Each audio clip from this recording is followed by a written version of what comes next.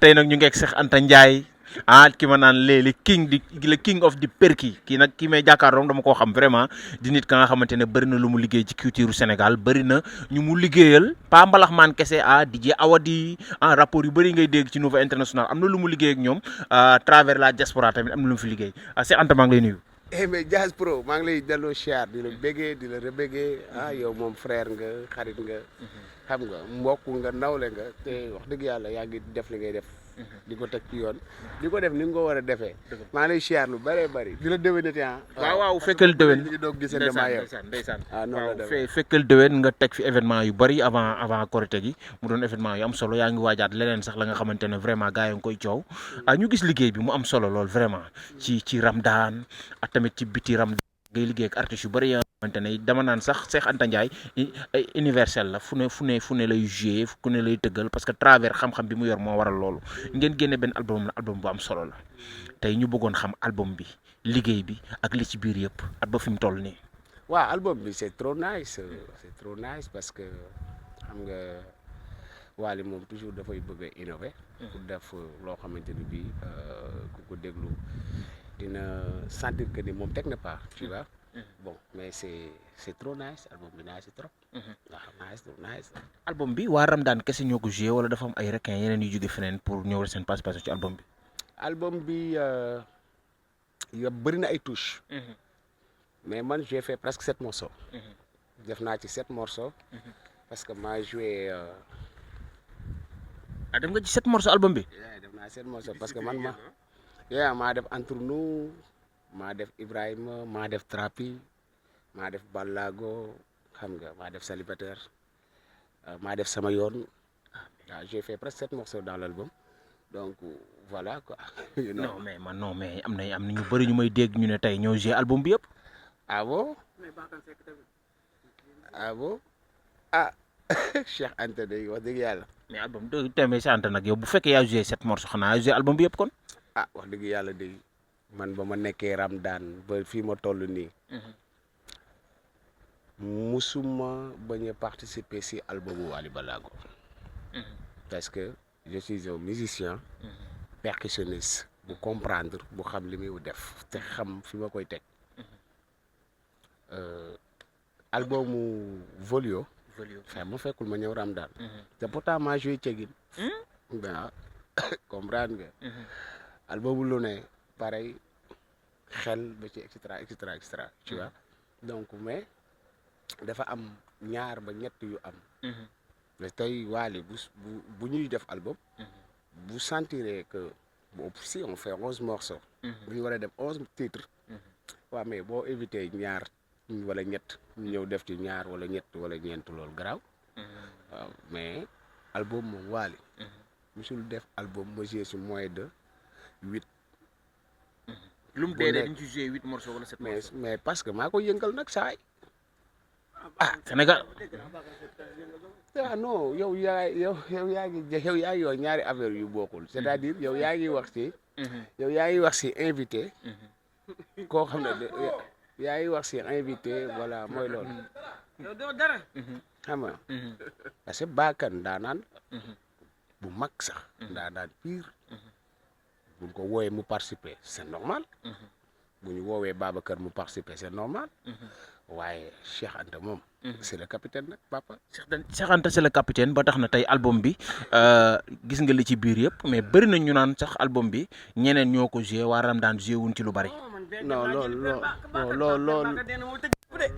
moo nee na moo tëgg lépp baal dugal baagan yaa ngi jaxase rek di dugal baagan waxu la loolu c'est-à-dire kenn du toog ne la moo joué album bi yëpp wala boo ko waxee ba pare di nga tiit album bi maa ko def man def naa ci 8 morceaux dëgg la Lamine Naar Gawlo demoo def cooli comprendre nga Lamine Naar Gawlo waaw entre nous maa def lépp mu Lamine Naar moo def cool ak yeneen kon bu ñu waxee ni waa Ramadan joué ci album bi man daf may def ree sax quoi. oui damay dégg ñu koy wax naan waa dañoo jël ñu bari ñoo xam dañoo am feneen pour am beneen tuus bu bokkut ak Ramadan li ñuy yor. non Babacar Seck def na ci ay morceaux.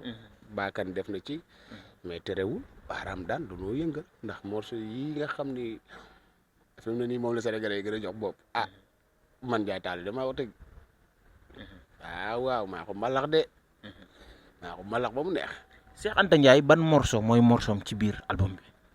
non morceau yi album bi. morceau yëpp a nice yëpp mais su may déglu trap yi. daf may yóbbu feneen quoi.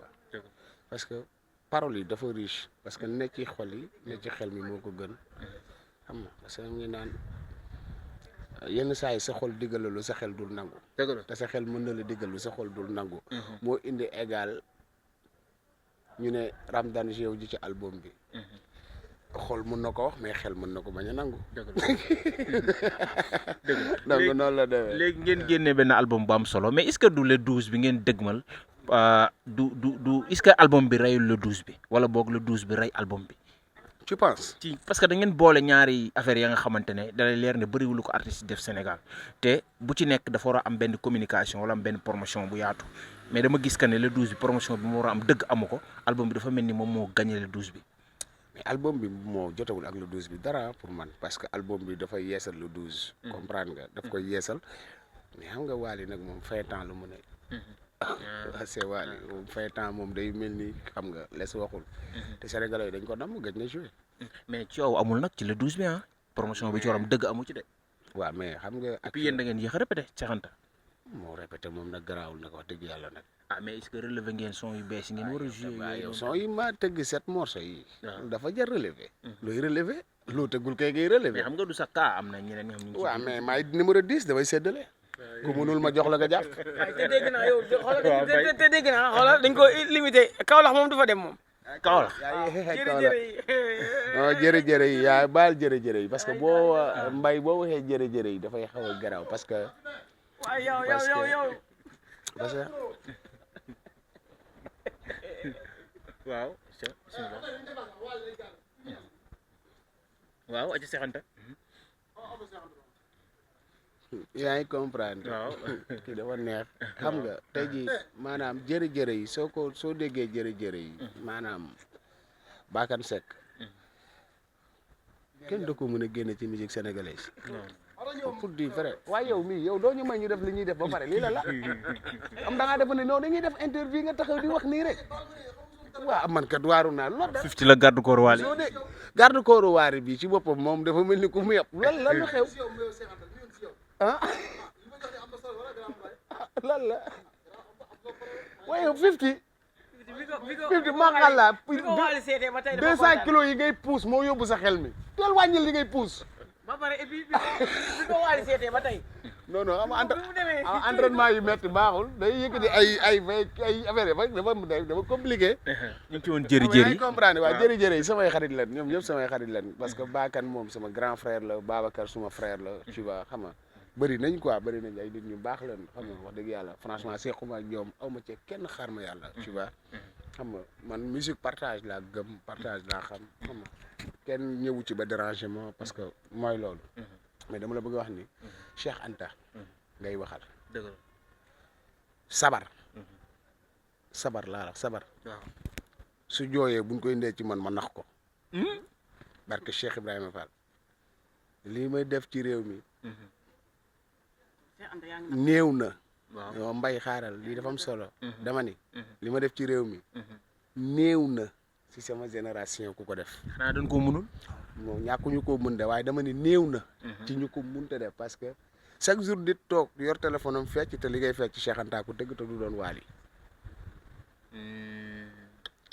yeneen artiste lay doon lu génn rek am naa ci am nga ci part xoo nga ca dëgg la mais nag comme dañ nekk ci dëkk bu naqaree waxee mais il est temps que ñu leeral ñenn ñi nga xamante ne bii comprendre ñu wañ a xamuñu comprendre mais Cheikh Anta laa la wax fu sabar jooyee boo ko indee mu nax ko ok léegi ñuy dëgmal le